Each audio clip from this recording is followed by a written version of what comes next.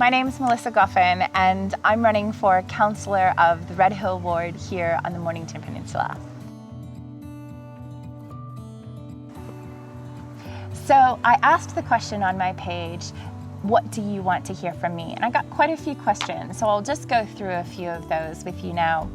Ruth wanted to know what political party I'm affiliated with, if any, and that's a question I've heard a lot. None of us believe that state or federal politics have any place in our local government. I don't align myself with any party, and I don't intend to act on any party's interest. I want to work with all of our representatives at all levels of government to be able to advocate for you. Melissa is keen for better services for teens and a bus service that connects us on Western Port to Port Phillip and enables to see friends, join groups, mountain bike competitions, creative workshops. I couldn't agree more, Melissa. I think that the bus service connecting our Western Port to our eastern neighbours is really essential. And I think, again, for that idea of even employment, we want to encourage our kids to get out and be self-sustainable and independent. They need to be able to move around, and certainly music gigs, competitions, creative workshops. We need more of this. Certainly, it's really unfortunate to see our kids at a certain age leave the peninsula because they think there are better opportunities elsewhere. We could be doing more to make this a place for them to stay.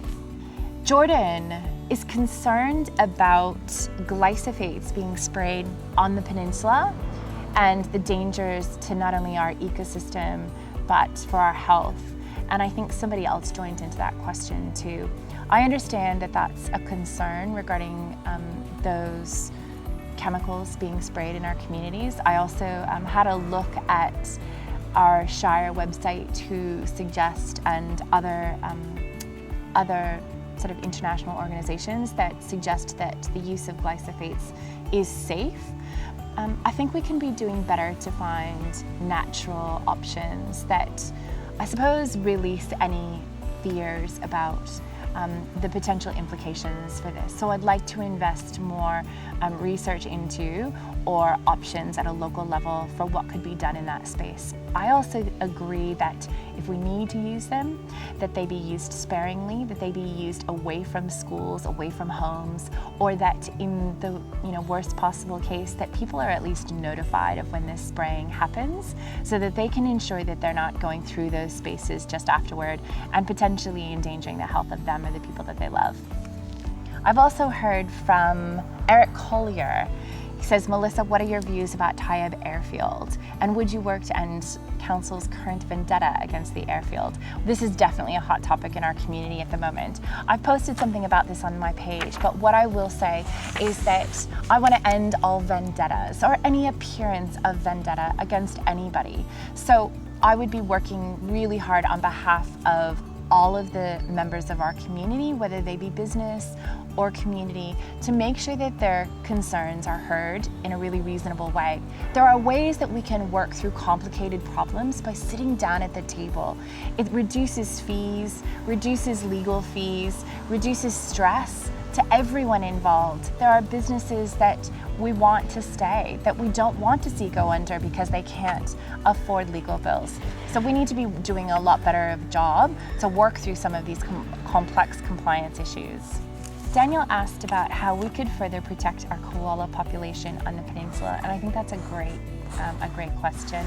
I was having a conversation with our local koala preservation group recently, and we were talking about the importance of education on preserving our koala population, our dwindling koala population.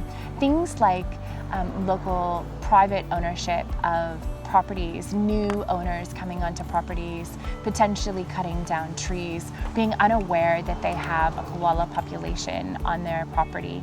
So we oftentimes know where these koalas live. We need to be doing a lot better job of educating our community about where these koalas are and how to protect them. Defa wants to know about our Mornington Peninsula regional versus metro. This is certainly a hot topic within the space of COVID. What I'd like to say is that there's a lot to be considered. I think that the advantages outweigh the disadvantages at this point, but those disadvantages need to be addressed. So there are lots of things that a regional status would provide us from things like training and education, extra funds to our arts, things that our metro region or our metro status don't provide us access to in terms of state funds and grants. Unfortunately, there is no classification for a green wedge in a regional status. It changes a bit to that rule. So we need to make sure that the decisions that are made with regard to these classifications are still going to protect our green wedge in the way that we expect them to. I don't believe that it's an either or, nor do our local government. So I know there's some research being done at the moment to really dig into the details and the pluses and minuses of both of those outcomes. What we need to do is get those, have a look at them, and then be able to advocate with our state government. If we decide that a regional classification works for us, we need to ensure that all of those other protections are in place and that we get the outcome that makes the most sense for our peninsula. And lastly, Tony Monday really wanted to tell me that if you represent your ward, always remember that you're there for not just them, but for the whole of Mornington Peninsula. And I couldn't agree more. You know, I've heard a lot about why the councillors always seem to vote unanimously on topics, which happens quite often. And what I've heard is that they often defer to the local ward councillor on ideas and just jump on board.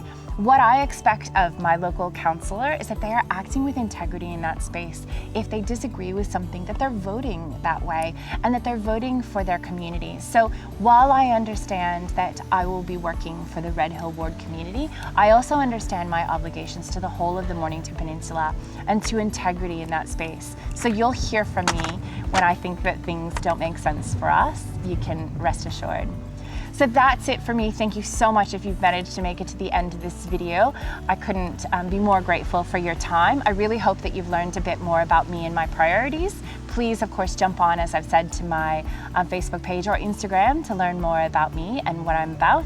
And I would love to hear from you. So please do send me a message via that space or an email at hello@melissagoffin.com.au. You should receive ballots between the 6th and 8th of October, and they run through the 23rd of October. So you need to get them postmarked by that date.